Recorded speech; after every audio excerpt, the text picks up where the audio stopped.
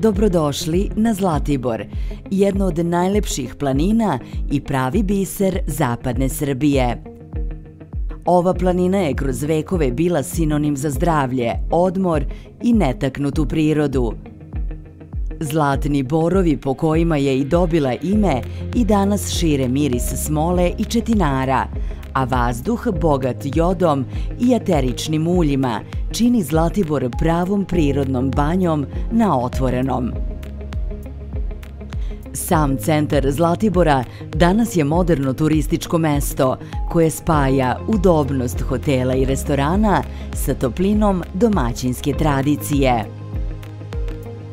U svako doba godine planina nudi različite sadržaje, od šetnje kroz mirisne borove šume i jahanja konja po proplancima do zimskih radosti na snežnim stazama.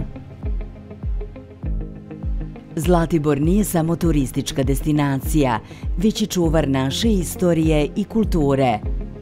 U okolnim selima i etno domaćinstvima posetioci mogu doživeti duh prošlih vremena, videti staru arhitekturu, probati domaće sireve, pršutu i rakiju i upoznati se sa običajima koji su vekovima oblikovali život ovdašnjih ljudi.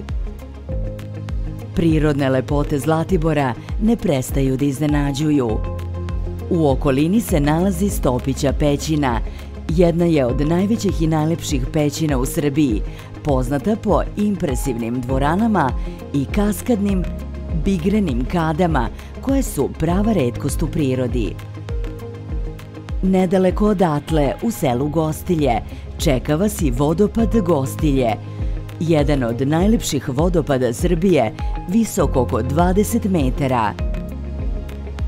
Okružen bujnom vegetacijom, ovaj vodopad pravi je biser prirode i idealno mesto za odmor i uživanje u tišini i svežini planinskog krajolika. Zlatibor je mesto duhovnosti.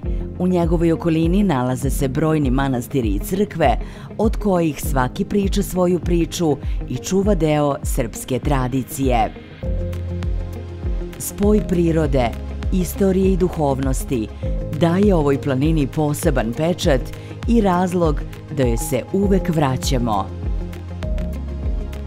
Bez obzira da li tražite mir i tišinu, aktivan odmor, avanturu u prirodi ili samo priliku da udahnete duboko i napunite pluća zdravim vazduhom, Zlatibor je pravo mesto za vas. Ne zaboravite da lajkujete. Napišite mi u komentarima šta biste voljeli da vidite u sledećem videu. I naravno, subscribeujte. Vidimo se. Ostanite uz moj YouTube kanal.